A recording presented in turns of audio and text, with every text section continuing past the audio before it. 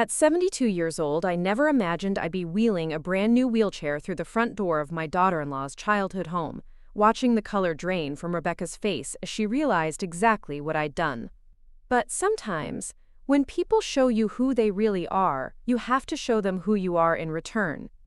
The moment she called me that old witch who can walk just fine, while her own mother struggled to hide her growing mobility issues, I knew it was time to make a statement that would change everything between us forever. Before we jump back in, tell us where you're tuning in from, and if this story touches you, make sure you're subscribed, because tomorrow I've saved something extra special for you.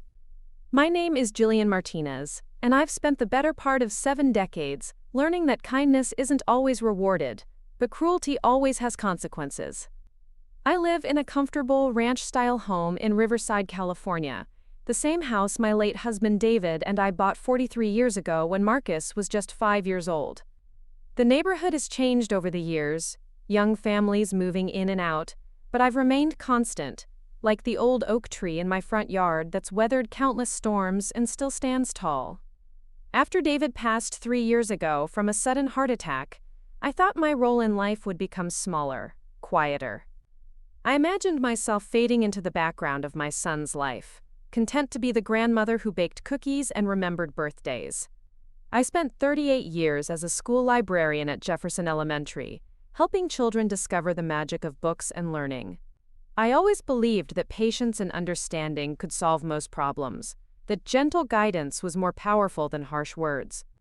Perhaps that philosophy made me too accommodating, too willing to overlook slights and insults in the name of keeping peace. The trouble began, as these things often do, slowly and almost imperceptibly. Marcus met Rebecca 4 years ago at a technology conference in San Diego. She was working as a real estate agent, ambitious and polished, with perfectly styled blonde hair and an arsenal of designer handbags. When Marcus first brought her home for Sunday dinner, I was genuinely excited to meet the woman who had captured my son's heart. Marcus had always been a gentle soul, more interested in computers and quiet hobbies than the aggressive pursuit of success that seemed to drive so many people his age. Rebecca arrived that first evening wearing a cream-colored dress that probably cost more than I spent on clothes in 6 months, her heels clicking authoritatively across my hardwood floors.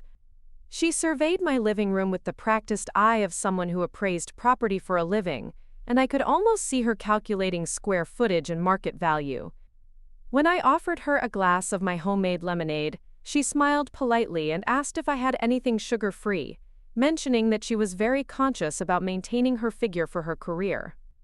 Throughout dinner, Rebecca dominated the conversation with stories about her sales success, her networking events, and her 5-year plan to become the top agent in Riverside County.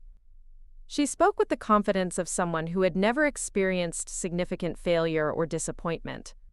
Marcus watched her with obvious admiration, hanging on her every word like a teenager with his first crush. I found myself wondering if my quiet, thoughtful son felt adequate beside such a forceful personality. When Rebecca mentioned her mother Linda, it was always in passing, usually in the context of how busy Rebecca was and how she wished she had more time to visit. Linda lived alone in a small apartment across town, having been widowed about 10 years earlier. From Rebecca's brief comments, I gathered that Linda was proud and independent, someone who valued her privacy and didn't like to impose on her daughter's busy schedule. The engagement came 8 months later, announced during another Sunday dinner with a ring that caught the light from every angle. Preparing and narrating this story took us a lot of time, so if you are enjoying it, subscribe to our channel, it means a lot to us. Now, back to the story. I hugged them both and offered my congratulations, though I couldn't shake the feeling that Rebecca saw Marcus more as a stepping stone than a partner. She immediately began planning an elaborate wedding, discussing venues, and catering with the same intense focus she brought to closing real estate deals.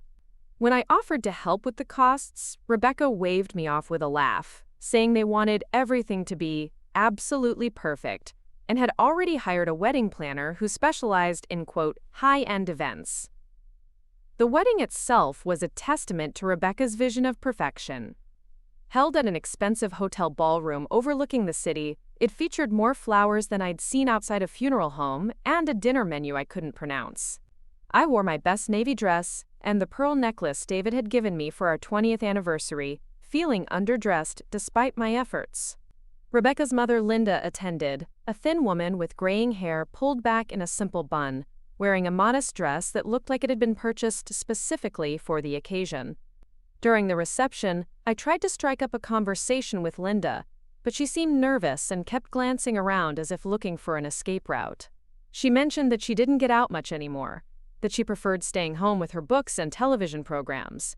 When I asked about her interests, she brightened slightly, telling me about her love of mystery novels and old movies. I found her quite pleasant, a stark contrast to her daughter's overwhelming energy. After the wedding, Marcus and Rebecca moved into a new house in one of Riverside's more affluent neighborhoods, a 2-story colonial with a 3-car garage and a swimming pool. Rebecca had insisted on buying in the best school district, claiming it was an investment in their future, even though they had no immediate plans for children. The house was beautiful but felt sterile, like a model home waiting for real people to bring it to life. My visits to their new home became less frequent and more formal.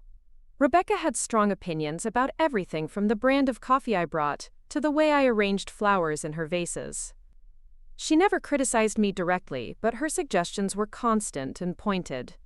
When I complimented her decorating choices, she would launch into detailed explanations of why she had chosen specific pieces, often mentioning their cost or designer origins. I began to feel like a tourist in my own son's home, welcomed but not truly comfortable. The real shift in our relationship occurred about 18 months after the wedding, when Marcus mentioned during one of our phone calls that Rebecca was concerned about my driving. She had apparently noticed that I drove a bit slowly and worried about my safety on busy roads. When I protested that I had never had an accident and felt perfectly capable behind the wheel, Marcus suggested that Rebecca was just being caring, that she worried about me living alone and wanted to make sure I was taking care of myself. This concern for my well-being became a recurring theme in our interactions. Rebecca would comment on my choice to continue living in my big old house, when there were so many lovely senior communities that would take care of maintenance and provide social activities. She worried about me climbing ladders to change light bulbs, questioned whether I was eating properly, and suggested that perhaps it was time to consider making some changes for my own good. The irony of Rebecca's concern for my independence became apparent during a family barbecue last spring. I had arrived early to help with preparations and was in the kitchen when Rebecca's phone rang. It was Linda, calling to ask if Rebecca could pick up some groceries for her. I listened as Rebecca's voice took on an irritated edge, explaining that she had guests coming and couldn't possibly make a trip across town. When Linda apparently offered to take the bus to the store, Rebecca's response was sharp and dismissive. After hanging up, Rebecca turned to me with a frustrated expression and said, "My mother is so stubborn. She refuses to admit that she needs help, but then she calls me every week with some emergency. Last month she fell in her bathroom and didn't tell me for 3 days because she didn't want to bother me. Can you believe that?" I found myself wondering why Rebecca considered her mother's independence stubborn while viewing my own as dangerous. The double standard bothered me, but I kept my thoughts to myself, not wanting to create tension during what was supposed to be a pleasant family gathering. As the months passed, I began to notice subtle changes in Marcus. He called less frequently, and when he did, our conversations felt rushed and superficial. When I invited them for Sunday dinner, there was always a conflict with Rebecca's work schedule or social commitments. The few times they did visit, Rebecca dominated the conversation, while Marcus seemed content to let her speak for both of them. I watched my articulate, intelligent son gradually fade into the background of his own life. The situation with Linda, meanwhile, seemed to be deteriorating. During one of my rare successful invitations for dinner, Rebecca mentioned that her mother had been having issues getting around, though she was too proud to admit it. Rebecca described finding her mother sitting on the floor of her kitchen because she had been afraid to try standing up after dropping something. Rather than expressing concern, Rebecca's tone suggested exasperation with her mother's refusal to be reasonable about her limitations. I suggested that perhaps Linda might benefit from some assistance or adaptive equipment, but Rebecca waved off my concerns. "She won't hear of it," Rebecca said dismissively. She insists she's fine and gets angry if I even mention getting help. I think she's hoping I'll just take care of everything for her, but I have my own life to live. The conversation stayed with me long after they left that evening. I found myself thinking about Linda, alone in her apartment, too proud to ask for help and too afraid to admit she was struggling. I remembered the shame I had felt after David's death when simple tasks suddenly seemed overwhelming, and how grateful I had been for the neighbors and friends who had offered assistance without making me feel diminished. My relationship with Rebecca reached a new low during Marcus's birthday celebration in September. I had offered to host the party at my house, suggesting we could have a casual barbecue in the backyard where Marcus had played as a child. Rebecca immediately vetoed the idea, explaining that they had already made reservations at an upscale restaurant downtown and had invited several of their professional contacts. When I asked if I could at least bring a homemade cake, Rebecca politely declined, mentioning that she had already ordered something more sophisticated from a specialty bakery. The restaurant was the kind of place where the portions were small, the prices were large, and the atmosphere was designed to impress rather than comfort. I felt out of place among Rebecca's colleagues, who discussed real estate markets and investment strategies with the intensity of people who measured their worth in financial terms. Marcus seemed happy enough, but I noticed he kept checking his phone throughout dinner, as if expecting something more interesting to demand his attention. During dessert, Rebecca's phone rang, and I could tell from her expression that it was Linda. Rebecca excused herself from the table, and I could hear her voice growing increasingly sharp as she spoke in the restaurant's lobby. When she returned, her smile looked forced, and she explained that her mother had called because she was having trouble with her shower and wanted Rebecca to come look at it. "Tonight?" Marcus asked, looking concerned. Rebecca's laugh had an edge to it. "Of course tonight. Heaven forbid she wait until tomorrow when I don't have other commitments. Sometimes I think she does these things on purpose to get attention." The comment bothered me more than I cared to admit. I thought about the times I had called Marcus with genuine emergencies, and how Rebecca's attitude might have influenced his responses. I began to understand why our conversations had become so brief and infrequent. The final straw came on a rainy Tuesday in October, when I decided to stop by their house unannounced, something I rarely did anymore. I had been at the grocery store nearby and had picked up some apples from a farm stand, knowing that Marcus loved apple crisp, and thinking I might offer to make one for them. As I approached their front door, I could hear voices from inside, Rebecca's tone sharp and frustrated. I hesitated, not wanting to interrupt what seemed like a private conversation, but Marcus's voice drew me closer. He was defending someone, though I couldn't make out all the words. Rebecca's response was clear enough to freeze me in place on their front step. "Your mother thinks she can just show up whenever she wants, acting like she's still capable of taking care of herself. That old witch can walk just fine, but she's starting to act like she needs constant attention. Pretty soon she'll be calling us every day like my mother does, expecting us to drop everything and cater to her every whim." The words hit me like a physical blow. I stood there in the rain, clutching my bag of apples, as the full weight of Rebecca's contempt for both me and her own mother became clear. The phrase, "that old witch," echoed in my mind, followed by the casual dismissal of any future needs I might have. In that moment, I realized that Rebecca saw both Linda and me not as family members deserving of care and respect, but as burdens to be managed and contained. I quietly backed away from their door and returned to my car, my hands shaking as I started the engine. The drive home passed in a blur of anger and hurt, Rebecca's words playing on repeat in my head. By the time I reached my house, the hurt had crystallized into something harder and more determined.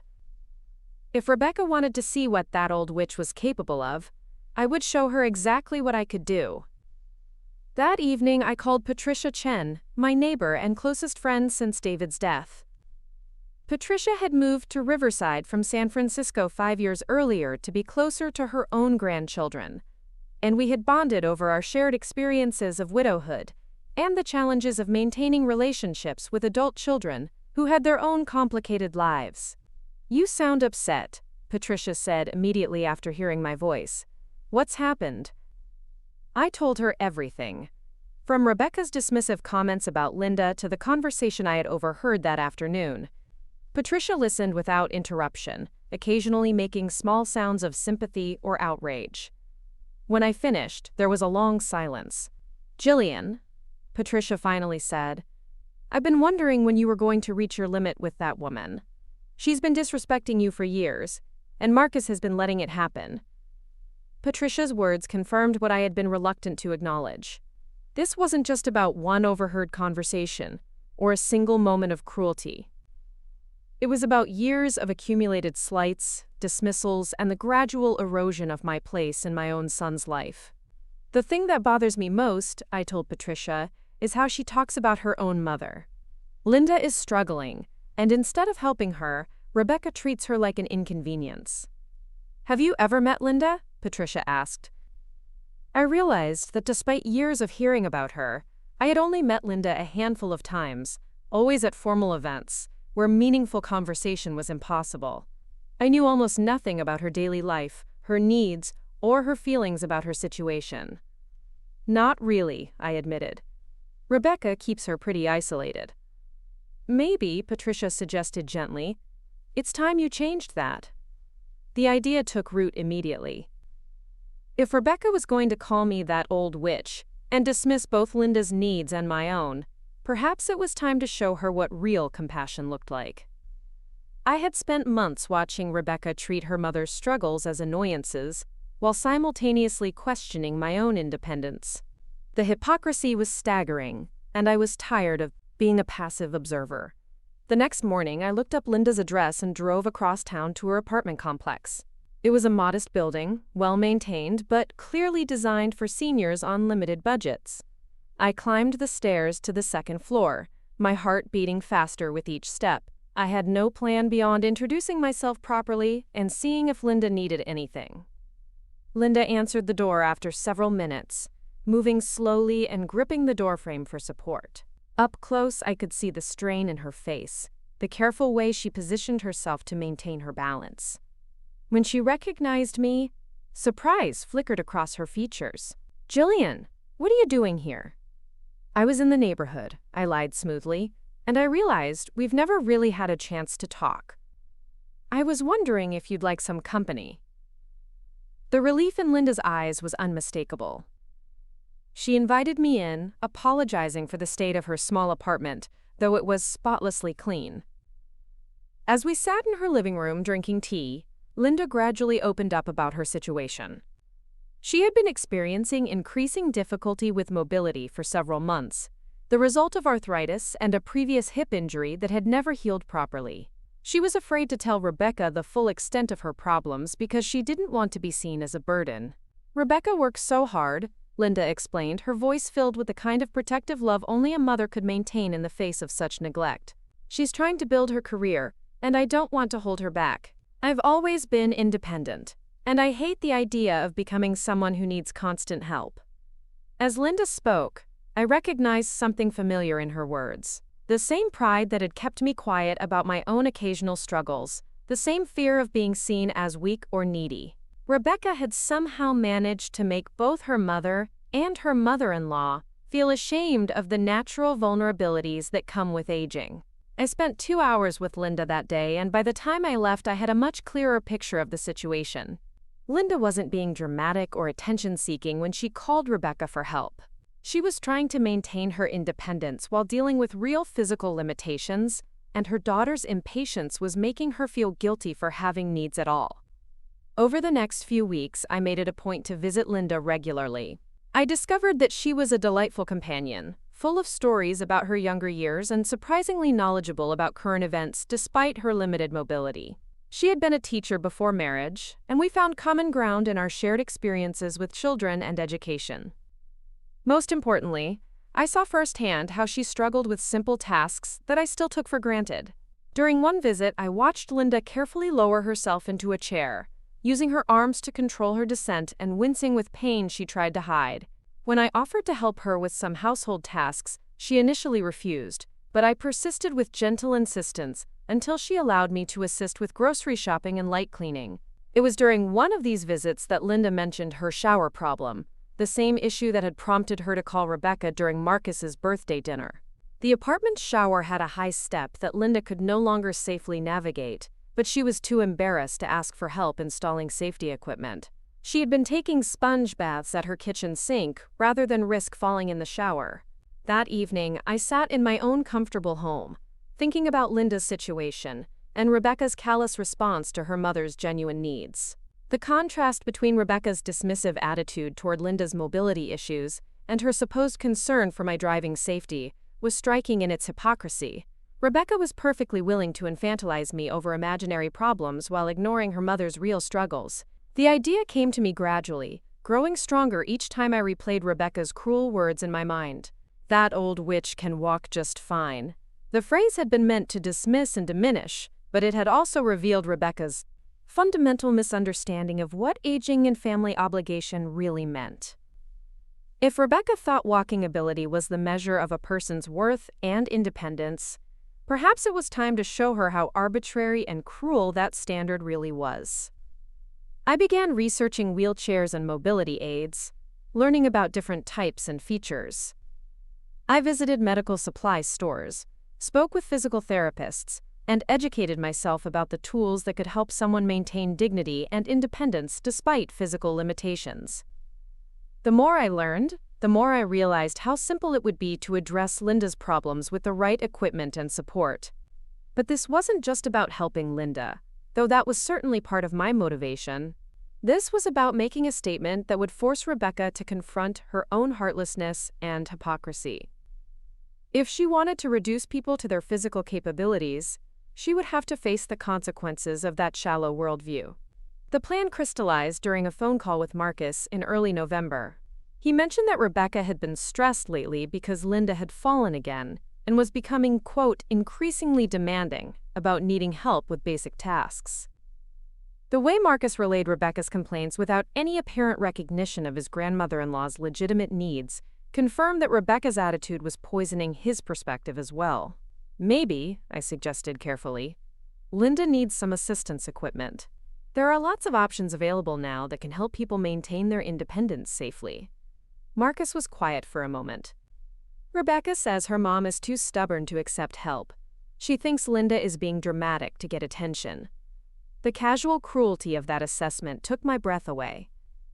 Here was my own son, repeating his wife's dismissive judgment of an elderly woman's struggle to maintain dignity in the face of physical decline. I realized that Rebecca's influence had damaged more than just my relationship with Marcus. It was affecting his capacity for empathy toward anyone Rebecca deemed unworthy of consideration. After that conversation, I knew exactly what I needed to do. The wheelchair I had been researching wasn't just a mobility aid. It was going to be a mirror, reflecting Rebecca's callousness back at her in a way she couldn't ignore or rationalize away.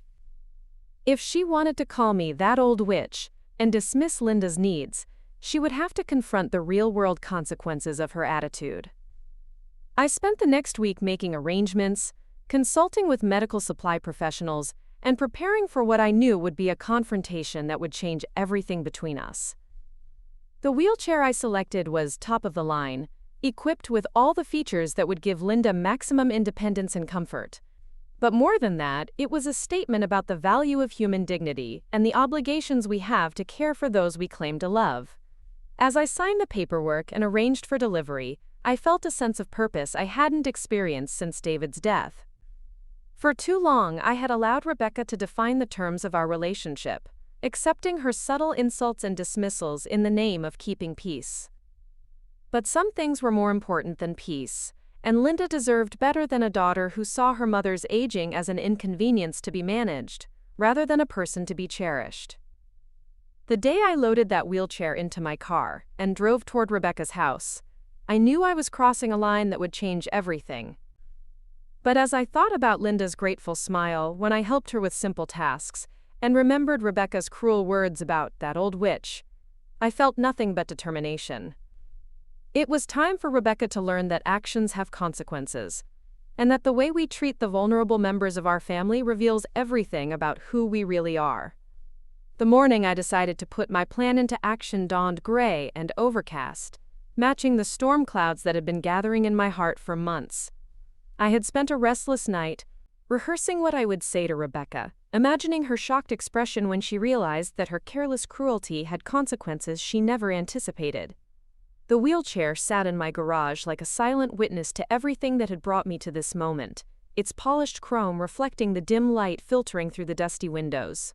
I had chosen a manual wheelchair with all the premium features Linda might need, including adjustable armrests, removable footrests, and cushioned seating designed for extended comfort. The medical supply specialist had been impressed with my thoroughness, commenting that whoever would be using it was fortunate to have someone who cared enough to research every detail. If only she knew that this purchase was as much about making a statement as it was about providing assistance. Patricia had called the night before to check on my resolve, sensing perhaps that I was about to do something that would irrevocably alter the landscape of my family relationships. She had listened patiently as I explained my plan, offering neither encouragement nor discouragement, but simply being present as I worked through my thoughts aloud. "Are you certain this is the path you want to take?" she had asked gently. "Once you do this, there's no going back to the way things were." I had considered her question seriously, as I had been considering it for days. The truth was, there was no going back anyway. Rebecca's words had revealed something that couldn't be unknown, a level of contempt that had probably existed long before I overheard it being expressed. The only choice was whether to continue pretending I hadn't heard what I heard, or to respond in a way that would force everyone involved to confront the truth about our relationships. The way things were wasn't working for anyone except Rebecca, I had told Patricia. Linda is suffering in silence, Marcus is letting his wife poison his heart against his own family, and I'm enabling all of it by staying quiet. Maybe it's time someone spoke up for the people who can't speak up for themselves. Now, as I carefully maneuvered the wheelchair from my garage into the trunk of my car, those words echoed in my mind with renewed conviction. This wasn't about revenge, though I would be lying if I said the prospect of seeing Rebecca's shock didn't provide some satisfaction. This was about forcing a reckoning with the casual cruelty that had infected my family, about demonstrating that there were people in the world who still believed in compassion and dignity for the elderly. The drive to Linda's apartment gave me time to think about how dramatically my understanding of my own family had shifted over the past few months. For years, I had accepted Rebecca's criticism and suggestions as coming from a place of genuine concern, even when they stung. I had attributed her coldness toward Linda to the stress of a demanding career and the complications of adult relationships. I had made excuses for Marcus's increasing distance, telling myself that this was natural as children establish their own lives and priorities. But the conversation I had overheard had stripped away all those comfortable rationalizations, revealing the ugly truth underneath. Rebecca didn't see me as family deserving of respect and consideration. She saw me as an aging inconvenience whose future needs would interfere with her carefully planned life. The realization was painful, but it was also liberating in a way I hadn't expected. Once you know where you truly stand with someone, you can stop wasting energy trying to earn something they were never willing to give. Linda was surprised to see me at her door so early in the morning, but she welcomed me with the warmth that had become familiar over our recent visits. She moved slowly to the kitchen to put on tea, and I watched her careful progression with new eyes, seeing not just the physical difficulty but the determination and grace with which she handled her limitations. Here was a woman who had raised a daughter, built a career, survived the loss of her husband, and was now facing the challenges of aging with more dignity than her daughter had ever shown in any situation. "I have something for you," I told her as we settled in her small living room with our cups. "Something I hope will help make your daily life a little easier." Linda's eyes widened with concern. "Oh, Jylian, you shouldn't have spent money on me. I can't accept expensive gifts." I had anticipated this response and had prepared my argument carefully. "Linda, this isn't charity or pity. This is one friend helping another friend maintain her independence and safety. You would do the same for me if our situations were reversed, wouldn't you?" She nodded slowly, though I could see the conflict in her expression. A lifetime of pride and self-reliance doesn't disappear easily, especially when your own daughter has made you feel guilty for having needs. "The truth is," I continued, "I've learned a lot about mobility aids lately, and I've come to understand that they're not symbols of weakness or failure. They're tools that allow people to continue living their lives on their own terms. Would you be willing to at least look at what I've brought?" When Linda saw the wheelchair, her first reaction was to step backward, shaking her head. "Oh no, I couldn't possibly. I'm not ready for something like that. I can still walk, I just have some difficulty with longer distances and stairs." "That's exactly why this could help," I explained gently, running my hand along the chair's armrest. "This isn't about replacing your ability to walk. It's about giving you options. When you need to go grocery shopping but your hip is bothering you, you could use this instead of staying home. When you want to visit the library or attend a community event but worry about getting tired, this could make those things possible again." I spent the next hour showing Linda the wheelchair's features, explaining how each component was designed to maximize comfort and independence. Gradually, I saw her resistance soften as she began to understand that this wasn't about admitting defeat, but about expanding possibilities. When she finally agreed to try sitting in it, I saw something in her face that I hadn't seen in months: hope. "It's actually quite comfortable," she admitted, adjusting her position in the seat. "And you said this can fold up for storage?" As we practiced with the wheelchair's basic functions, Linda began to open up about how much her limited mobility had been affecting her life. She hadn't been to the grocery store in weeks, relying instead on expensive delivery services that strained her limited budget. She had stopped attending the book club at the community center because she was afraid of falling on the walk from the parking lot. Most heartbreaking of all, she had been avoiding social activities entirely because she didn't want people to see her struggling with walking. "Rebecca keeps saying I should just ask for help when I need it," Linda confided, "but every time I do, she acts like I'm being unreasonable or demanding. I've started to feel like I'm a burden on everyone, so I just try to handle things myself, even when it's difficult or scary." The pain in Linda's voice confirmed everything I had suspected about Rebecca's treatment of her mother. Rather than providing genuine support, Rebecca had created an atmosphere where Linda felt guilty for having needs, then criticized her for not asking for help. It was a cruel double bind that left Linda isolated and struggling, while Rebecca got to maintain her image as a busy, successful professional who couldn't be expected to cater to her mother's unreasonable demands. "You are not a burden," I told Linda firmly. "You are a person who deserves to live with dignity and comfort, and anyone who makes you feel otherwise is the one with the problem, not you." After spending several hours with Linda, helping her become comfortable with the wheelchair, and discussing how it might fit into her daily routine, I began the second phase of my plan. I helped Linda transfer some of her most essential items into a small bag, explaining that I thought she should come stay with me for a few days while we worked on making some modifications to her apartment that would improve her safety and comfort. Linda protested initially, worried about imposing on my hospitality, but I could see that the prospect of having company and assistance was appealing to her. She had been alone with her struggles for too long, and the isolation was taking its toll on both her physical and emotional well-being. "Besides," I added with a smile that felt more genuine than any expression I'd worn in months, "I have a guest room that never gets used, and I've been rattling around in that big house by myself since David died. We'd be doing each other a favor." As I helped Linda gather her things and prepare for the temporary move to my house, I felt a sense of purpose that had been missing from my life since becoming a widow. For too long, I had been drifting through my days, trying to maintain relationships that were slowly eroding while pretending that everything was fine. Now, finally, I was taking action that aligned with my values, helping someone who truly needed and appreciated assistance, while preparing to confront the people who had made both of us feel worthless. The drive back to my house with Linda as my passenger was surprisingly pleasant. She commented on the neighborhoods we passed through, sharing memories of how different areas had changed over the years. Her perspective on the community was informed by decades of living here, and I found myself seeing familiar streets through her eyes, noticing details I had overlooked in my daily routines. "You know," Linda said as we pulled into my driveway, "I haven't felt this hopeful about anything in months. Thank you for not making me feel like a charity case or a burden." Her words reinforced my conviction that what I was doing was right, regardless of how Rebecca and Marcus might react. Linda deserved to feel valued and supported, not dismissed and marginalized by the people who should have been caring for her most.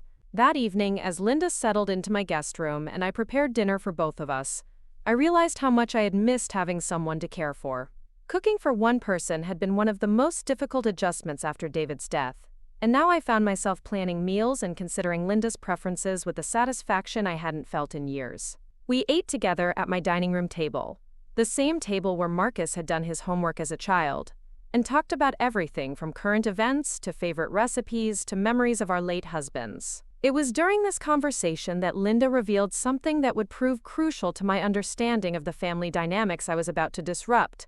Rebecca, it turned out, had been telling people that her mother was becoming, quote, difficult and demanding, painting a picture of an aging woman who was losing her grip on reality and making unreasonable requests for attention and assistance. She told the neighbors that I called her at midnight last week because I was confused and scared, Linda said, her voice heavy with hurt. But the truth is, I had fallen in my bathroom and couldn't get up for over an hour. When I finally managed to reach the phone, I called her because I was genuinely frightened and didn't know what else to do. She came over, helped me up, and then lectured me about being more careful, as if I had fallen on purpose. This revelation added another layer to my understanding of Rebecca's character. Not only was she failing to provide appropriate support for her mother, but she was also actively undermining Linda's reputation in the community, making it seem as though Linda's requests for help were the product of mental decline rather than legitimate physical needs. It was a particularly insidious form of emotional abuse, designed to justify Rebecca's neglect while maintaining her image as a long-suffering daughter dealing with a difficult parent. That night, as I lay in bed listening to the familiar sounds of my house with the added comfort of knowing Linda was safely sleeping in the next room, I thought about the conversation I would need to have with Marcus the next day. I had decided to call him before confronting Rebecca directly, giving him one last chance to demonstrate that he was capable of seeing past his wife's manipulation to understand what was really happening in his family. The phone call with Marcus the next morning went exactly as I had expected, which is to say, badly.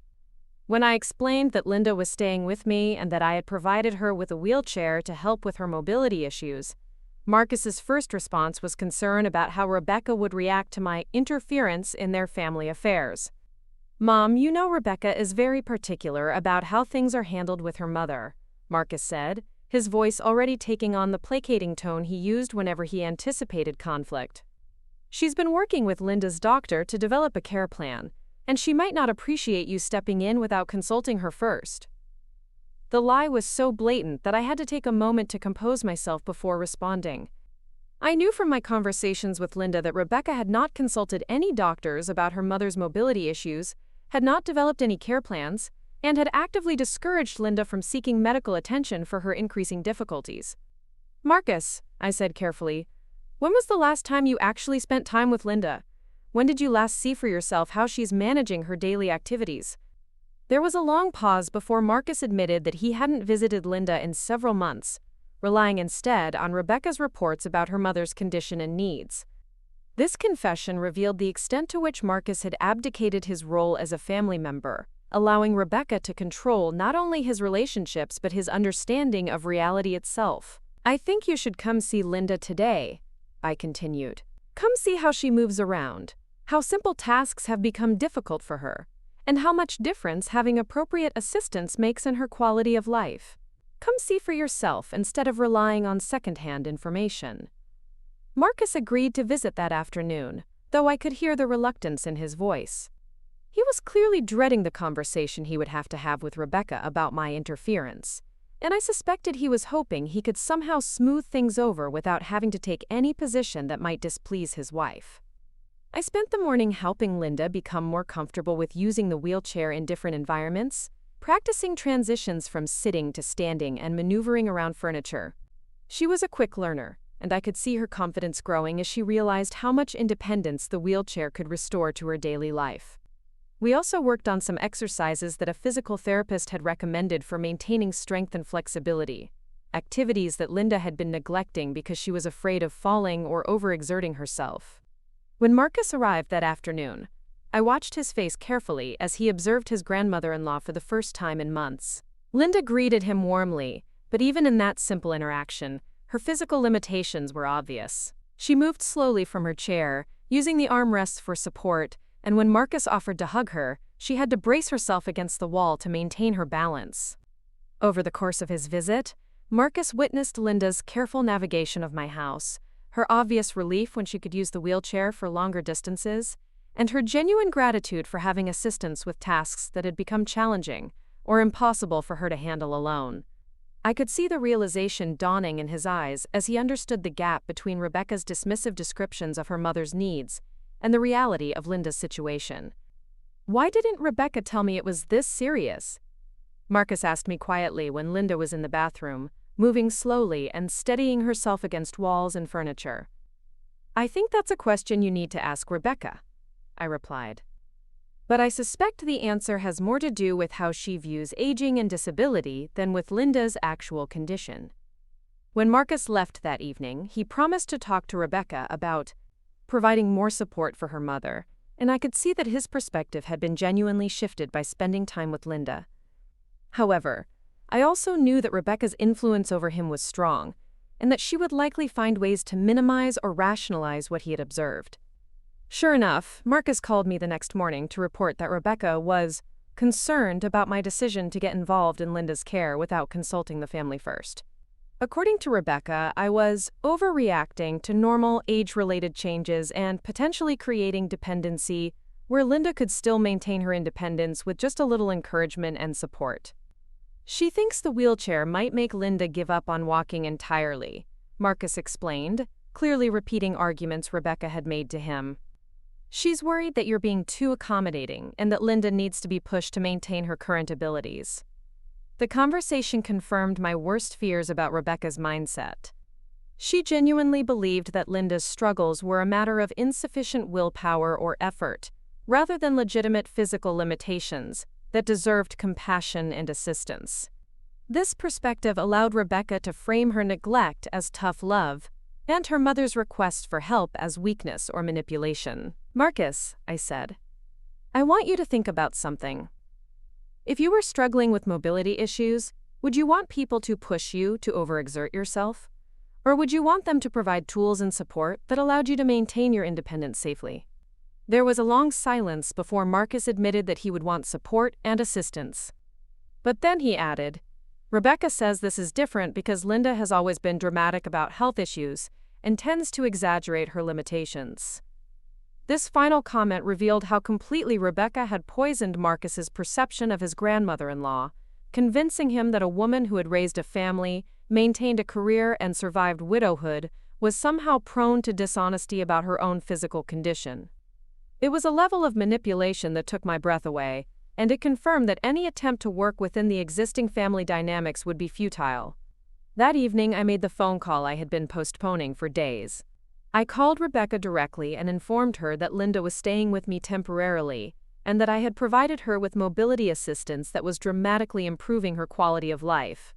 I explained that Linda would be welcome to stay with me as long as she liked, and that I was exploring options for making her apartment more accessible when she was ready to return home. Rebecca's response was immediate and furious. She accused me of, quote, "kidnapping her mother," of interfering in family matters that were none of my business, and of undermining her authority as Linda's primary caregiver. She demanded that I return Linda to her apartment immediately and stop enabling what she characterized as attention-seeking behavior. "Linda is not a child, Rebecca," I replied calmly. "She's an adult who is capable of making her own decisions about where she wants to live and what kind of assistance she wants to accept. If you're concerned about her well-being, you're welcome to visit her here and see for yourself how she's doing." The suggestion that Rebecca actually spend time with her mother seemed to enrage her further. She launched into a tirade about how busy she was, how much she had already sacrificed to help Linda, and how ungrateful both Linda and I were being. The conversation ended with Rebecca threatening to take action to resolve the situation, though she didn't specify what form that action might take. After hanging up the phone, I felt both exhausted and energized. The confrontation I had been dreading was finally underway, and while it was every bit as unpleasant as I had anticipated, there was also relief in no longer pretending that civility and compromise could resolve the fundamental problems in our family relationships. Linda had overheard enough of the phone conversation to understand that Rebecca was angry about the current arrangement, and I could see the familiar anxiety creeping back into her expression. She began apologizing for causing problems and offering to return to her apartment to avoid creating more conflict. "Absolutely not," I told her firmly. "You are not responsible for Rebecca's anger, and you are not going to sacrifice your comfort and safety to manage someone else's unreasonable emotions. You are welcome in this house for as long as you want to stay, and anyone who has a problem with that can discuss it with me directly." The strength in my own voice surprised me. For months, I had been trying to find ways to preserve family harmony while accommodating Rebecca's increasingly unreasonable demands and criticism. Now, finally, I was drawing clear boundaries and refusing to let anyone else's manipulation or anger dictate my choices. That night, as Linda and I watched an old movie together in my living room, she reached over and squeezed my hand during a particularly emotional scene. "Thank you," she said quietly. "Not just for the wheelchair or for letting me stay here, but for treating me like I matter." I had forgotten what that felt like. Her words crystallized everything I had been feeling over the past weeks. This wasn't just about mobility aids or living arrangements or family conflicts. This was about human dignity and the basic respect that every person deserves, regardless of their age or physical capabilities. Rebecca had systematically stripped that dignity away from both Linda and me, making us feel like burdens whose needs were inconvenient interruptions to her important life. But tomorrow, I would show Rebecca exactly what this old witch was capable of when properly motivated. The wheelchair sitting in my garage was just the beginning. The morning of my planned confrontation dawned bright and clear, as if the universe was providing perfect weather for the dramatic scene I was about to orchestrate. I had spent considerable time planning not just what I would say to Rebecca, but how I would say it, and where the conversation would take place. I wanted every detail to reinforce my message about the importance of treating elderly family members with dignity and respect. I had arranged to meet Rebecca at her house, ostensibly to discuss Linda's care arrangements and the temporary living situation. What Rebecca didn't know was that I would be arriving with Linda, who would be using her new wheelchair, and with several pieces of documentation that would make my position in this conflict absolutely clear. Over the past few days, I had been busy making phone calls and gathering information that would support Linda's case for needing assistance and accommodations. I had spoken with her primary care physician, who confirmed that Linda's mobility issues were legitimate medical concerns that warranted adaptive equipment and support services. I had researched Rebecca's legal obligations as her mother's closest relative, and I had documented the timeline of Linda's decline and Rebecca's inadequate response. Most importantly, I had convinced Linda to be honest about her experiences with Rebecca's treatment over the past months. Linda had initially been reluctant to say anything critical about her daughter, but as she became more comfortable in my house and more confident about having support, she began to open up about the ways Rebecca's behavior had affected her physical and emotional well-being. The stories Linda told painted a picture of systematic neglect disguised as tough love. Rebecca had consistently minimized Linda's reports of pain or difficulty, suggesting that her mother was exaggerating or seeking attention. When Linda had asked for help with grocery shopping, Rebecca had lectured her about maintaining independence instead of providing assistance. When Linda had expressed concerns about safety in her apartment, Rebecca had dismissed those concerns as overreaction or manipulation. Perhaps most tellingly, Rebecca had actively discouraged Linda from seeking medical attention for her increasing mobility problems, suggesting that doctors would just recommend expensive treatments or equipment that weren't really necessary. This had prevented Linda from getting professional evaluation and assistance that could have improved her quality of life months earlier. As Linda and I prepared to leave for Rebecca's house, I could see the nervousness in her expression, but also a new determination that hadn't been there before our week together. Having experienced what it felt like to have her needs taken seriously and her limitations accommodated rather than criticized, Linda was no longer willing to accept Rebecca's dismissive treatment. "Are you sure you want to do this?" I asked her one final time. "This conversation might get unpleasant, and I don't want you to feel like you have to defend yourself or justify your needs." Linda straightened her shoulders and gripped the armrests of her wheelchair with new confidence. "I'm tired of being afraid to ask for help," she said, "and I'm tired of pretending that Rebecca's behavior is acceptable just because she's my daughter. Maybe it's time someone told her the truth about how she treats people." The drive to Rebecca's house was quiet, both of us lost in our own thoughts about the confrontation ahead.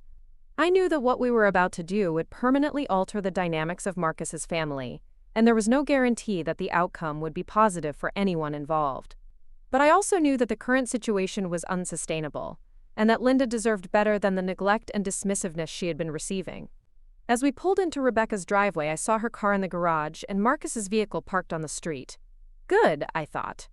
It would be better to have this conversation with both of them present, so there could be no confusion later about what had been said or what commitments had been made.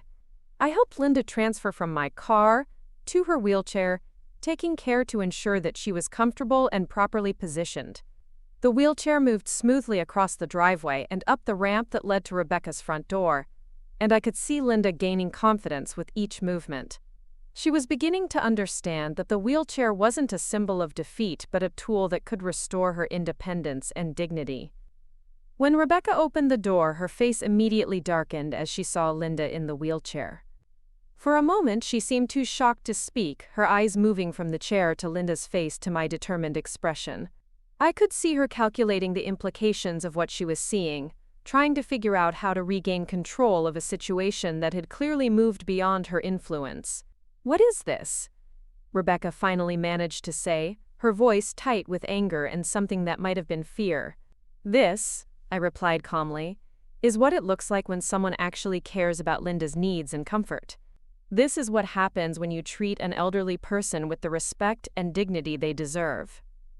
And with that simple statement, I pushed Linda's wheelchair across the threshold and into Rebecca's house, ready to have the conversation that would change everything between us forever. The silence that followed my entrance into Rebecca's pristine living room was deafening. Marcus emerged from the kitchen, coffee mug in hand, and stopped dead in his tracks when he saw his grandmother-in-law seated confidently in her new wheelchair. His mouth fell open slightly, and I watched as his eyes darted between Linda, me, and his wife's increasingly furious expression. Rebecca's face had transformed from shock to rage in the span of seconds, her perfectly applied makeup unable to mask the storm brewing beneath the surface. She stood frozen in her entryway, her manicured hands clenched into fists at her sides, as if she couldn't quite process what she was seeing. The wheelchair represented everything she had been trying to avoid acknowledging: that her mother had real needs, that her dismissive attitude had consequences, and that someone else had stepped in to provide the care she had been refusing to give. "You had no right," Rebecca finally hissed, her voice low and venomous.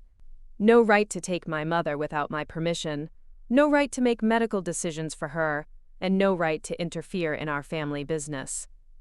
I had anticipated this reaction and had prepared my response carefully.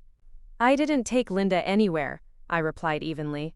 "Linda is an adult who made her own decision to accept help from someone who was willing to provide it. As for medical decisions, this wheelchair was recommended by her doctor, who I encouraged her to call when it became clear that her mobility issues were affecting her safety and quality of life." The mention of Linda's doctor seemed to catch Rebecca off guard. I could see her mentally scrambling, trying to figure out how Linda had managed to see a physician without Rebecca's knowledge or involvement. The truth was that I had driven Linda to her appointment myself, after learning that she had been canceling medical visits because Rebecca was always too busy to provide transportation, and Linda was afraid to ask anyone else for help. Marcus finally found his voice, though it came out as barely more than a whisper. "Grandma Linda, how are you feeling? You look comfortable." Linda's smile was radiant as she looked up at her grandson-in-law. "I feel wonderful, Marcus. Better than I have in months. Jylian has been taking such good care of me, and this wheelchair has given me back so much independence. I can go places again without worrying about falling or getting too tired to make it home." The joy in Linda's voice was unmistakable, and I saw Marcus's expression soften as he witnessed his grandmother-in-law's genuine happiness and relief. This was perhaps the first time in months that he had seen Linda looking confident and hopeful instead of anxious and apologetic. The contrast was stark enough that even Marcus, despite his tendency to defer to Rebecca's judgment, couldn't ignore the improvement in Linda's condition and mood. Rebecca, however, was having none of it. She stepped closer to the wheelchair, her voice rising with each word. "This is ridiculous, Mother. You don't need a wheelchair. You're perfectly capable of walking. And giving in to this kind of dependency is only going to make you weaker.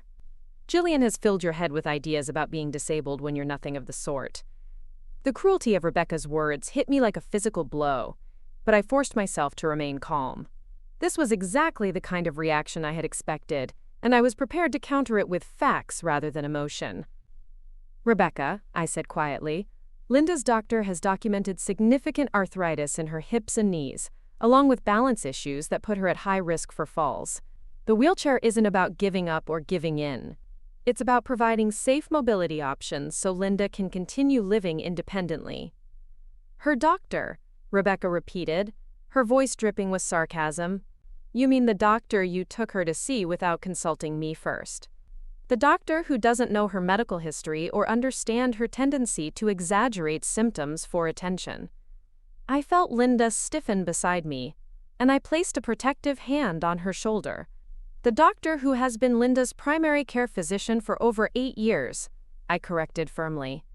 "The doctor who has been trying to get Linda to come in for evaluation of her mobility issues for months, but who Linda was afraid to see because someone had convinced her that seeking medical help was a sign of weakness or manipulation."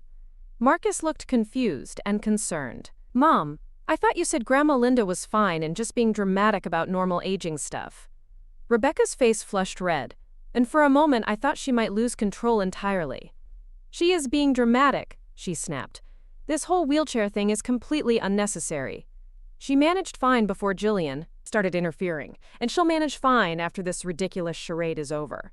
"Fine?" Linda's voice was quiet, but steady, and something in her tone made everyone in the room turn to look at her. "Rebecca, do you think falling in my bathroom and not being able to get up for over an hour is managing fine?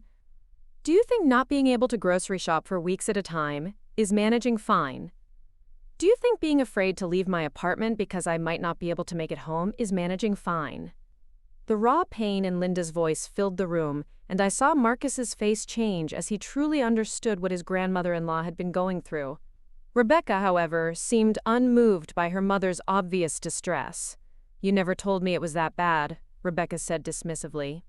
"If you had been honest about your limitations instead of calling me with vague complaints, I could have helped you figure out solutions. This blatant lie was too much for me to bear in silence." "Linda called you the night she fell in the bathroom," I said firmly. "She called you because she was frightened and hurt and needed help. Your response was to lecture her about being more careful and then tell your neighbors that she was becoming confused and demanding."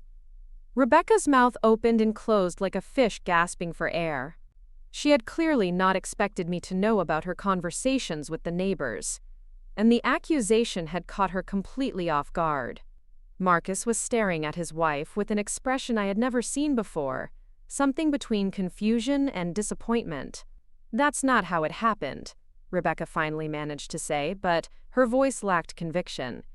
"I was concerned about Mom's safety, and I thought the neighbors should know to keep an eye on her in case she had more incidents." "By telling them she was becoming senile and attention-seeking?" I pressed.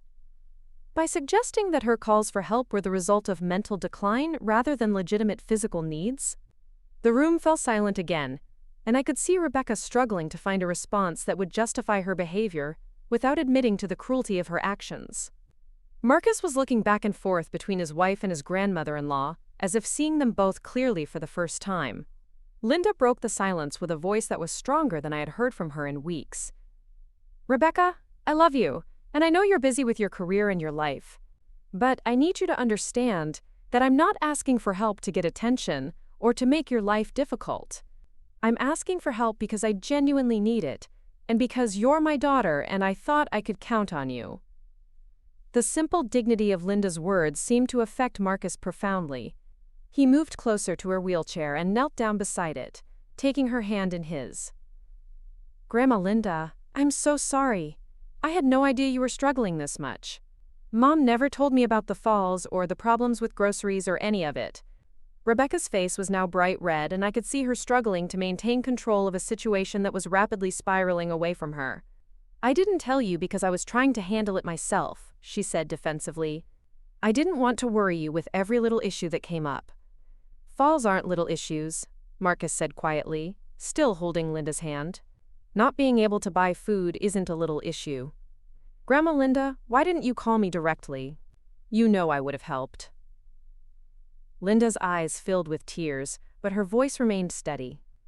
Because Rebecca told me you were very busy with work, and that I shouldn't bother you with my problems. She said you had enough stress in your life without having to worry about an old woman's complaints. I watched Marcus's face as he processed this information, seeing the pieces of Rebecca's manipulation finally clicking into place. For months, Rebecca had been controlling the flow of information between Marcus and Linda, ensuring that Marcus only heard sanitized versions of his grandmother-in-law's struggles, while Linda was led to believe that Marcus was too busy to care about her well-being. That's not true, Marcus said, his voice growing stronger. Grandma Linda, you are never a bother to me. Your family and family takes care of each other. I should have been checking on you more, and I should have seen for myself what was happening, instead of relying on second-hand information. Rebecca looked panicked as she realized that her carefully constructed narrative was crumbling. Marcus, you're overreacting. Your grandmother is fine, and this wheelchair is completely unnecessary. Jylian has convinced her that she's more disabled than she actually is.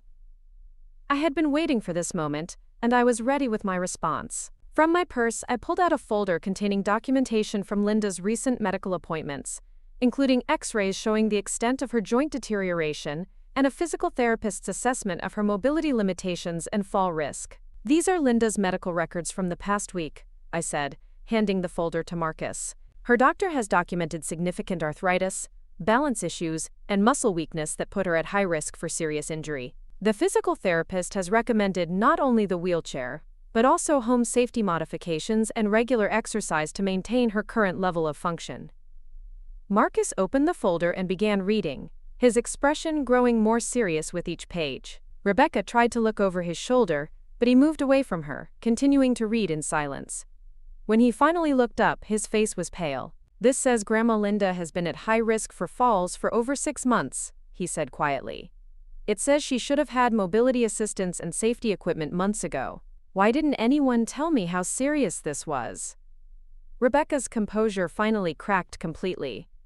Because it's not serious, she shouted. Those doctors don't know her like I do. They see an old woman complaining about aches and pains, and they automatically assume she needs all kinds of expensive equipment and services. It's a scam, and Jylian has fallen for it completely. The accusation that I had been somehow deceived or manipulated was insulting, but I maintained my calm demeanor. Rebecca, I said quietly, I'm not someone who makes decisions lightly. I researched mobility aids extensively, consulted with multiple medical professionals, and observed Linda's daily struggles firsthand before making any purchases. This wheelchair isn't the result of hasty judgment or emotional manipulation. It's the result of careful assessment and genuine concern for Linda's safety and independence.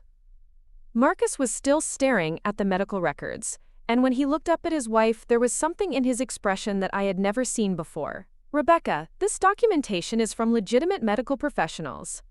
These aren't opinions or guesses. These are facts about Grandma Linda's physical condition. How could you not have known about this?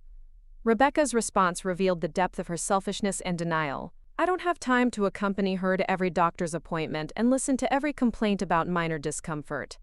I have a career, Marcus. I have responsibilities that can't be put on hold every time an elderly person decides they need attention. The callousness of her words shocked even me, and I saw Marcus recoil as if he had been slapped. Linda made a small sound of pain, and I realized that despite everything Rebecca had put her through, Linda had still hoped that her daughter's behavior came from misunderstanding rather than deliberate cruelty. Minor discomfort? Marcus repeated, his voice barely above a whisper. Grandma Linda, you fell and couldn't get up for an hour and Mom calls that minor discomfort? Linda nodded, tears now flowing freely down her cheeks. I tried to tell her how frightened I was, how much pain I was in, but she said I was being overdramatic, and that I needed to be tougher about normal aging processes. I felt my own anger rising at the memory of all the times Linda had apologized to me for being too much trouble, or too needy, all the times she had minimized her own pain and fear because Rebecca had taught her that her needs were inconvenient impositions on other people's lives.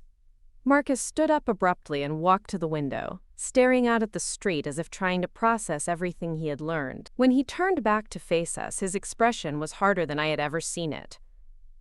"Rebecca," he said quietly, "I need you to explain something to me. If Grandma Linda has been struggling this much, and if her doctor has been recommending assistance for months, why didn't you tell me? Why did you let me believe that she was fine and just being difficult?" Rebecca's answer revealed everything about her character and priorities. "Because I knew you would overreact, just like you're doing now. I knew you would want to get involved and start spending money on equipment and services that aren't really necessary. I was trying to protect you from being manipulated by an old woman who wants attention and doesn't want to accept that aging means losing some independence." The cruelty of reducing Linda's legitimate needs to manipulation and attention-seeking was breathtaking. But it also provided perfect clarity about Rebecca's mindset. She genuinely believed that elderly people who needed assistance were somehow being dishonest or manipulative, rather than simply facing the physical realities of aging. Marcus was quiet for a long moment, and when he spoke, his voice was filled with disappointment and sadness. "Rebecca, Grandma Linda isn't trying to manipulate anyone. She's trying to live safely and independently, despite physical challenges that are real and documented. The fact that you see her needs as manipulation says more about you than it does about her." I could see Rebecca realizing that she was losing control of the situation and her husband's support. Her next words were clearly desperate attempts to regain the upper hand. "Fine," she said, her voice sharp with anger. "If you want to enable this dependency and waste money on unnecessary equipment, that's your choice. But don't expect me to participate in this charade. I have real responsibilities, and I'm not going to pretend that buying wheelchairs for people who can walk is somehow noble or necessary." The phrase "people who can walk" hung in the air like a challenge, and I realized that this was the moment I had been preparing for since the day I overheard Rebecca calling me "that old witch who can walk just fine." This was the moment when I would force her to confront the full implications of her shallow, cruel attitude toward aging and disability. "Rebecca," I said, standing up and moving to stand directly in front of her, "do you remember what you said about me last week? Do you remember calling me that old witch who can walk just fine, and complaining that I might someday need the same kind of care you've been refusing to give your own mother?" Rebecca's face went white, and I saw genuine fear flicker in her eyes as she realized that I had heard her cruel assessment of my future needs. Marcus turned from the window with a confused expression, clearly not understanding the reference. "What is she talking about?" Marcus asked, looking between his wife and me. I kept my eyes fixed on Rebecca as I answered. "Your wife was complaining about the possibility that I might someday need help with daily activities, just like Linda does now. She referred to me as that old witch who can walk just fine, and suggested that I was already becoming a burden who would soon be calling you every day with unreasonable demands for attention and assistance." Marcus stared at his wife in shock. "You said that about my mother?" Rebecca's mouth moved soundlessly for several seconds before she managed to speak. "I was frustrated," she said weakly. "I didn't mean it the way it sounded." "How did you mean it?" Marcus asked, his voice dangerously quiet. Rebecca's response was everything I had expected and worse. "I meant that elderly people sometimes exaggerate their limitations to get attention and make their adult children feel guilty. I was worried that your mother might start doing the same thing Linda does, calling with every minor issue and expecting us to drop everything to help." The room fell completely silent. Marcus was staring at his wife as if seeing her for the first time, and Linda was looking at Rebecca with an expression of profound sadness and disappointment. I felt a strange mixture of vindication and sorrow as I watched Rebecca's true character being revealed to the people she had been manipulating for so long. "So in your mind," Marcus said slowly, "when elderly people need help, they're being manipulative. When they ask for assistance, they're being unreasonable. When they have legitimate medical issues, they're exaggerating for attention." Rebecca seemed to realize that she had said too much, but it was too late to take back her words. "That's not what I meant," she said desperately. "I just think people should try to maintain their independence as long as possible instead of giving up at the first sign of difficulty." "Giving up?" Linda's voice was quiet but clear. "Rebecca, do you think I wanted to need help? Do you think I enjoy not being able to do the things I used to do?" Do you think asking for assistance when I'm afraid of falling is giving up? Or is it trying to stay safe so I can continue living independently? Rebecca had no answer for her mother's questions, and I could see her struggling to find a way to justify her position without admitting to the heartlessness of her attitude. The silence stretched on until Marcus finally spoke. "I think," he said quietly, "that I need some time to process all of this. Grandma Linda, I want you to know that you will always have my support, and I'm sorry that I let Rebecca convince me that your needs weren't serious. Jylian, thank you for stepping in when we failed to do the right thing." Rebecca looked at her husband in panic. "Marcus, you're not thinking clearly. You're letting guilt cloud your judgment. Linda is perfectly capable of managing on her own if she just puts in a little effort." But Marcus was no longer listening to his wife's attempts at manipulation. He had seen the medical documentation, witnessed his grandmother-in-law's genuine distress, and heard Rebecca's cruel dismissal of elderly people's needs. The spell of Rebecca's control over his perceptions had been broken, and he was finally seeing the situation clearly. "Rebecca," Marcus said firmly, "I want you to listen to me very carefully. Linda is not responsible for managing your schedule or your stress levels.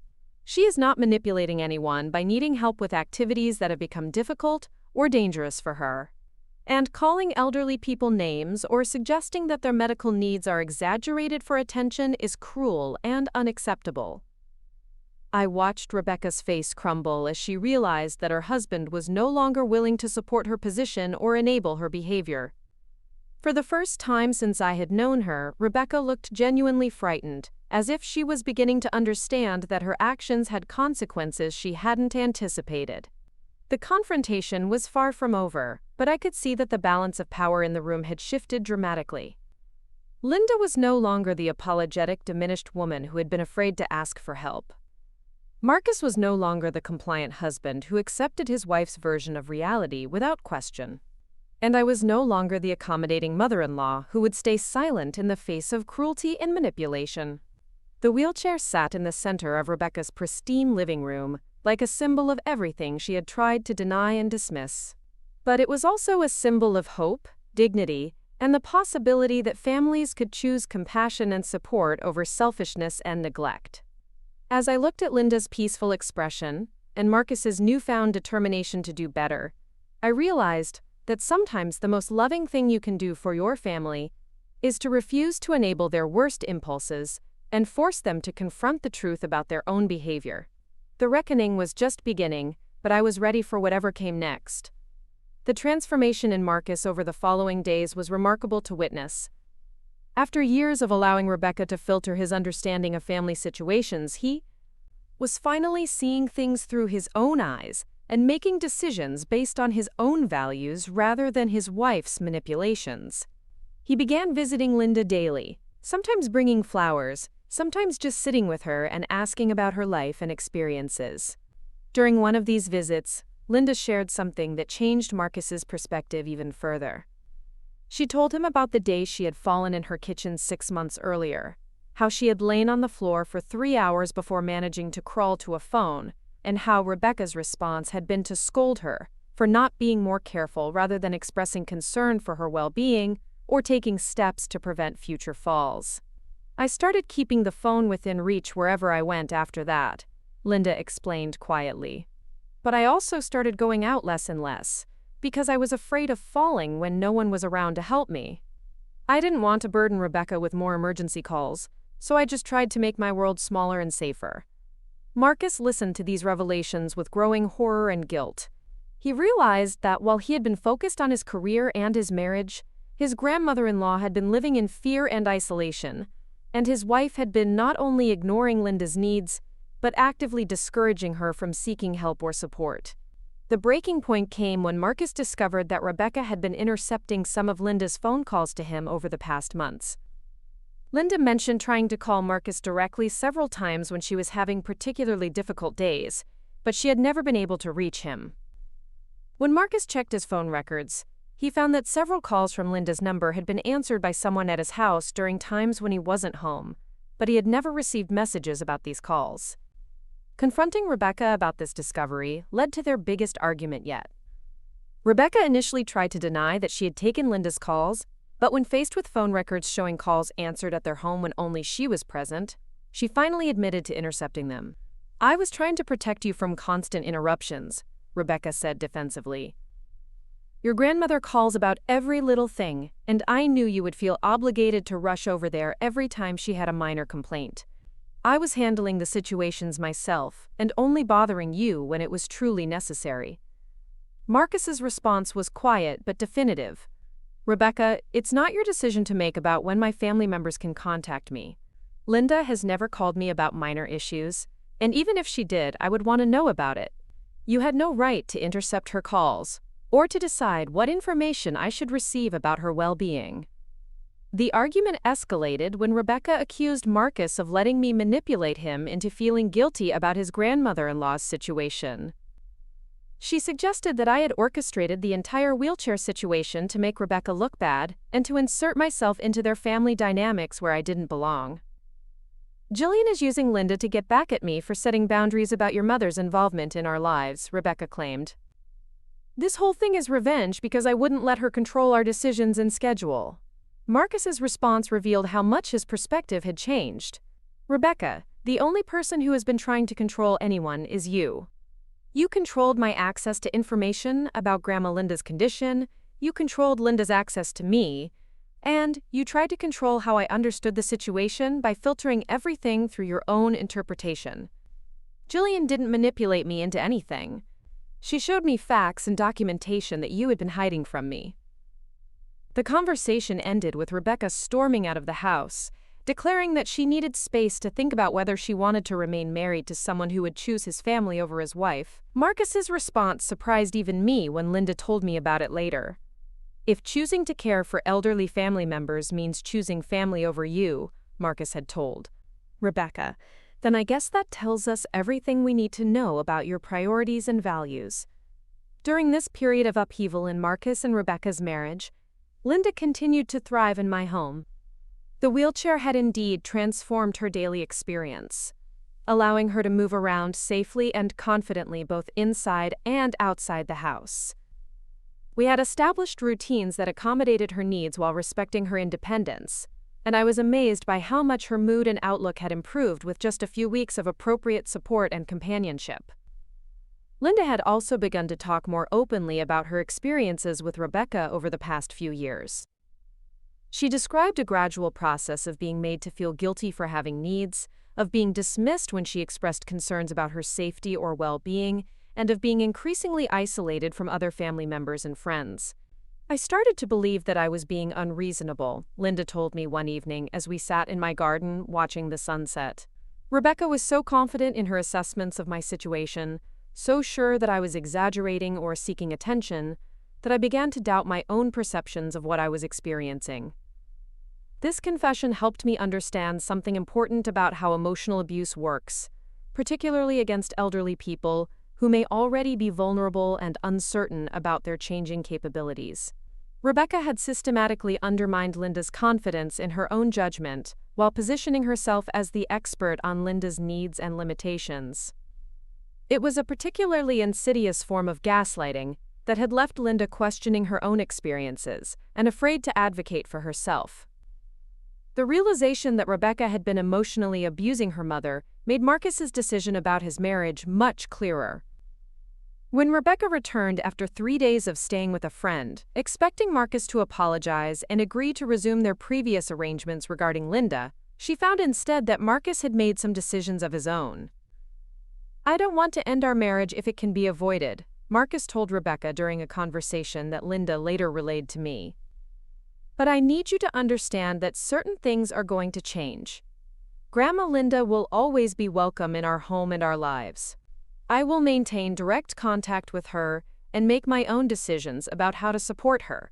And I need you to commit to treating elderly family members with respect and compassion rather than viewing their needs as inconveniences." Rebecca's response was to issue an ultimatum of her own.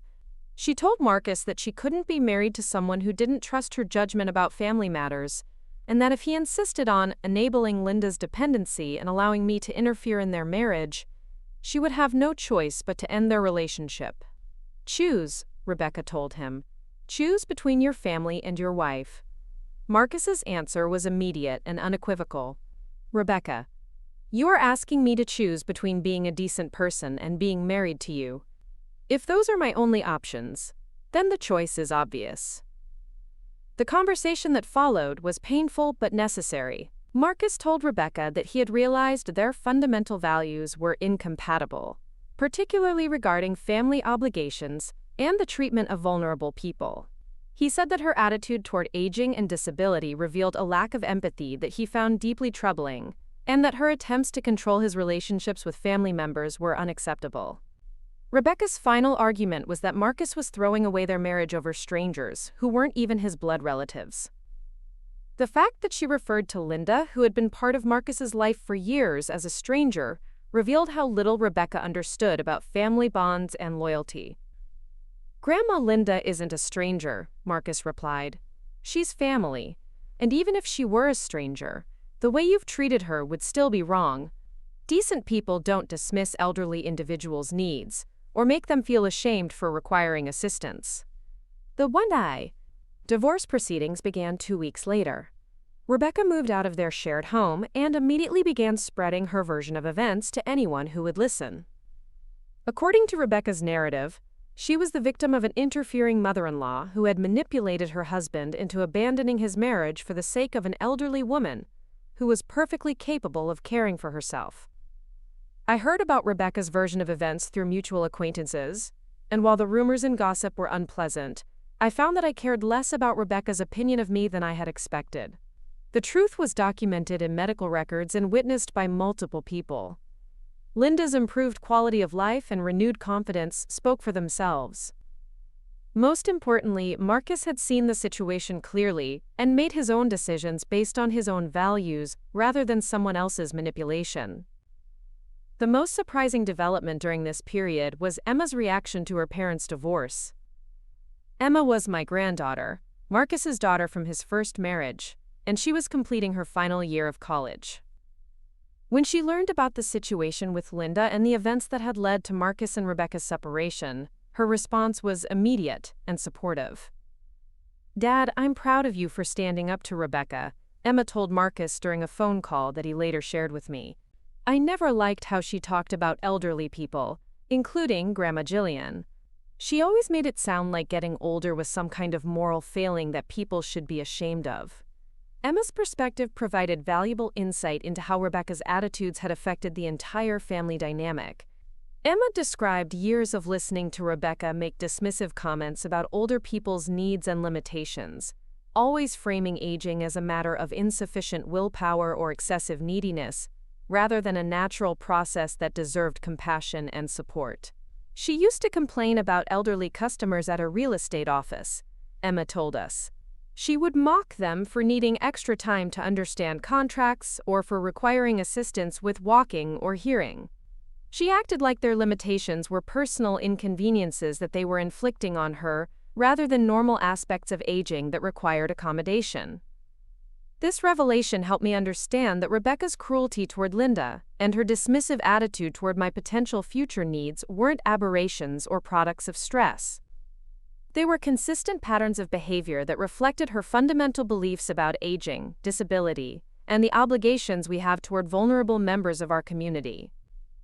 As the divorce proceedings continued, Marcus made it clear that he intended to maintain his relationship with Linda, regardless of the legal outcome. He began researching options for Linda's long-term care, including modifications to her apartment that would make it safer and more accessible, as well as support services that could help her maintain her independence while ensuring her safety and well-being. Linda was initially resistant to the idea of returning to her own apartment, not because she was unhappy with the prospect of independence, but because she was afraid of being isolated again. The months she had spent feeling dismissed and unsupported had left her anxious about being alone with her health concerns and mobility challenges. "What if something happens and I need help?" Linda asked when Marcus suggested that they begin planning for her eventual return to her own space. "What if I fall again? Or what if the wheelchair breaks? Or what if I can't manage something that seems simple to everyone else?" Marcus's response demonstrated how much he had learned about providing support without creating dependency. "Grandma Linda, We're going to make sure you have all the resources and support systems you need before you go back to your apartment. We're going to install safety equipment, arrange for regular check-ins, and make sure you have multiple ways to get help if you need it. But most importantly, you're going to know that calling for help is always okay, that your needs are legitimate, and that the people who care about you want to hear from you. The contrast between Marcus's approach and Rebecca's previous attitude was striking. Where Rebecca had made Linda feel guilty for having needs, Marcus was affirming that needs were normal and that asking for help was appropriate. Where Rebecca had isolated Linda from support systems, Marcus was actively building networks of care and assistance. Where Rebecca had undermined Linda's confidence, Marcus was reinforcing her sense of competence and autonomy. Working with Marcus to plan Linda's return to independence was one of the most rewarding experiences I had had in years. We researched adaptive equipment, interviewed home health aides, and spoke with occupational therapists about environmental modifications that would maximize Linda's safety and independence. Throughout this process, Linda was an active participant, making decisions about her own care and expressing preferences about her living situation. The transformation in Linda during this planning process was remarkable. The anxious, apologetic woman who had been afraid to ask for help had been replaced by someone who could advocate for herself and make informed decisions about her own needs. The wheelchair had been just the beginning. What Linda had really needed was to have her dignity restored and her autonomy respected. 3 months after the confrontation in Rebecca's living room, Linda moved back to her own apartment. The space had been thoroughly modified, with safety equipment, accessibility features, and emergency communication systems. Linda had a network of support that included regular visits from Marcus and me, scheduled check-ins with home health services, and connections to community resources for seniors. Most importantly, Linda had learned that asking for help was not a sign of weakness or failure, but a normal part of maintaining independence and safety as we age. She had regular communication with her support network, and she used her resources without guilt or apology when she needed assistance. The day Linda moved back to her apartment, she invited Marcus and me to have tea with her in her newly arranged living space.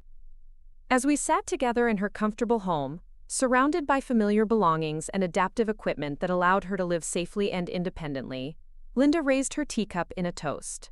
"To second chances," she said with a smile that radiated contentment and confidence. "To families who choose love over convenience, and to people who refuse to let others define their worth based on their limitations." As I clinked my teacup against Linda's and Marcus's, I reflected on how much all of our lives had changed since the day I overheard Rebecca calling me that old witch who can walk just fine. Rebecca's cruel words had catalyzed a series of events that ultimately resulted in Linda getting the care and respect she deserved, Marcus learning to trust his own judgment and values, and me discovering that standing up for what's right sometimes requires taking dramatic action. The wheelchair that had started as a symbol of my defiance against Rebecca's callousness had become something much more significant. It was a symbol of dignity, independence, and the importance of treating all people, regardless of age or ability, with the respect and compassion they deserve. It was a reminder that families are defined not by blood or legal obligations, but by the willingness to care for and support each other through life's challenges and changes. But most importantly, it was proof that sometimes the best way to help someone is to give them the tools they need to help themselves, and that true independence comes not from refusing assistance, but from having the support and resources necessary to live according to your own values and preferences. The confrontation with Rebecca had been painful and had resulted in the end of Marcus's marriage, but it had also cleared the way for authentic relationships based on mutual respect and genuine care. Linda was thriving in her own space with appropriate support, Marcus had learned to trust his own moral compass, and I had discovered that taking a stand for what's right, even when it's difficult, can lead to outcomes that benefit everyone involved. As I drove home from Linda's apartment that evening, I thought about the journey that had brought us all to this point. It had begun with overheard cruelty and had progressed through confrontation, conflict, and ultimately transformation. Not all the outcomes had been what we might have hoped for at the beginning, but they had been honest and authentic, reflecting our true values rather than our fears or desire to avoid conflict. The experience had taught me that sometimes the most loving thing you can do for your family is to refuse to enable their worst impulses, even when that refusal creates temporary discord or discomfort. It had shown me that dignity and respect are not luxuries that elderly people should be grateful to receive, but basic human rights that everyone deserves, regardless of their age or physical capabilities. Most of all, it had demonstrated that taking action based on your principles, even when that action is dramatic or controversial, can create positive change that ripples out in ways you never anticipated. The wheelchair had been just the beginning of a transformation that had affected everyone involved, challenging us all to examine our assumptions about aging, family obligations, and the treatment of vulnerable members of our community. 6 months later, I received an unexpected phone call that would bring our story full circle in a way I never could have anticipated. The voice on the other end was shaky and uncertain, but unmistakably Rebecca's. "Jylian, I need to talk to you," she said without preamble. "Something has happened, and I don't know who else to call." My first instinct was to hang up the phone. After everything Rebecca had put Linda and our family through, after the cruel things she had said and the relationships she had damaged, I felt no obligation to provide her with comfort or assistance. But something in her voice, a vulnerability I had never heard before, made me pause. "What's wrong, Rebecca?" I asked, keeping my tone neutral. "It's my father," she said, and I could hear tears in her voice. "He's had a stroke. He's in the hospital, and the doctors say he's going to need extensive rehabilitation and long-term care. He might never be able to live independently again." The irony of the situation was not lost on me. Rebecca, who had spent months dismissing her mother's legitimate mobility issues and calling elderly people's needs manipulative, was now facing the reality of caring for a parent with serious disabilities. The same woman who had accused Linda of exaggerating her limitations was now confronting the possibility that her father might need exactly the kind of support and accommodation she had refused to provide. "I'm sorry to hear about your father's stroke," I said honestly. "That must be very frightening for your family." There was a long pause before Rebecca continued. "The thing is, I don't know how to handle this. The doctors are talking about wheelchairs and home modifications and assisted living, and I keep thinking about what you did for my mother. I keep thinking about how wrong I was about everything." I remained silent, letting Rebecca work through whatever she was trying to say. This conversation was long overdue, but it needed to come from her, not from any prompting or guidance from me. "I was horrible to my mother," Rebecca finally said, her voice breaking. "I was horrible to you. I turned Marcus against his own family because I was so determined to prove that elderly people who need help are just being dramatic or manipulative. And now my father is lying in a hospital bed, and I realize that everything I said and believed was cruel and wrong." The admission was more honest than anything I had ever heard from Rebecca, but I still wasn't sure what she wanted from me. "Rebecca, what are you asking me?"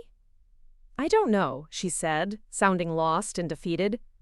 "I guess I'm asking for forgiveness or advice, or maybe just someone to tell me how to be a better person than I've been. I've lost my marriage, I've damaged my relationship with my mother, and now I'm facing the same situation I criticized everyone else for having to deal with." I found myself thinking about Linda, who was thriving in her apartment with her support systems and adaptive equipment. I thought about Marcus, who had built a life based on authentic values, rather than someone else's manipulation. I thought about the lessons we had all learned about dignity, compassion, and the importance of treating vulnerable people with respect. "Rebecca," I said finally, "the fact that you're calling me suggests that you've learned something important about yourself and your attitudes. But I'm not the person you need to apologize to. Your mother is the one who deserves to hear that you understand how badly you treated her." "I know," Rebecca whispered, "but I'm afraid she won't forgive me. I'm afraid I've damaged our relationship beyond repair." I thought about Linda's generous heart and her capacity for forgiveness, even after months of being dismissed and neglected. "Rebecca, your mother loves you. She always has. But she also deserves to be treated with dignity and respect, not just when you need something from her, but consistently and genuinely." The conversation continued for another few minutes, with Rebecca asking tentative questions about how to provide appropriate care for someone with disabilities, how to research adaptive equipment, and how to support someone's independence while ensuring their safety. I answered her questions factually, without warmth but without cruelty, recognizing that her father's situation was real, regardless of her past behavior. When we finally ended the call, I felt emotionally drained but also strangely hopeful. Rebecca's crisis had forced her to confront the consequences of her attitudes in a way that no amount of argument or confrontation could have achieved. Sometimes it takes a personal experience of vulnerability to teach empathy and compassion. 2 weeks later, Linda called to tell me that Rebecca had visited her, bringing flowers and a heartfelt apology. They had talked for hours about Rebecca's father's condition and Linda's own experiences with mobility challenges and family support. Rebecca had asked Linda to help her understand how to provide care without creating dependency, how to offer assistance without undermining dignity. She's different, Linda told me. She's still Rebecca, but she's listening now instead of assuming she knows everything. She asked me to teach her about the wheelchair and the safety equipment, and she actually took notes.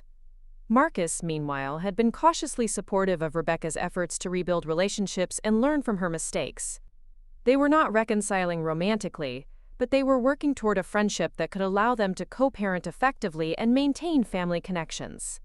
"I'm glad she's learning to be more compassionate," Marcus told me during one of our regular dinners. "But I also know that people don't change overnight, and actions matter more than words. We'll see if her new understanding translates into consistent behavior over time." His measured response showed the wisdom he had gained through our family's difficult experience. He had learned to trust his own judgment, to value actions over promises, and to maintain appropriate boundaries while still being open to positive change. As for me, I discovered that standing up for what was right, even when it created conflict and controversy, had given me a sense of purpose and confidence I hadn't felt in years. The experience had taught me that sometimes the most loving thing you can do is refuse to enable cruelty or neglect, even when that refusal is difficult or unpopular. The wheelchair that had started as a symbol of defiance had become something much more meaningful.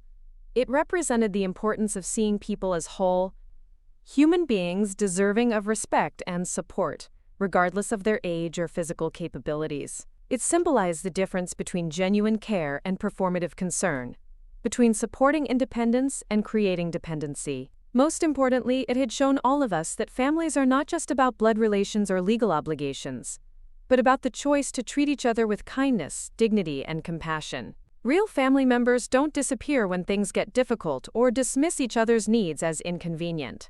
They show up, they provide support, and they advocate for each other's well-being and dignity. Linda continued to thrive, Marcus had learned to trust his own moral compass, and even Rebecca was beginning to understand what it meant to provide genuine care, rather than judgmental criticism.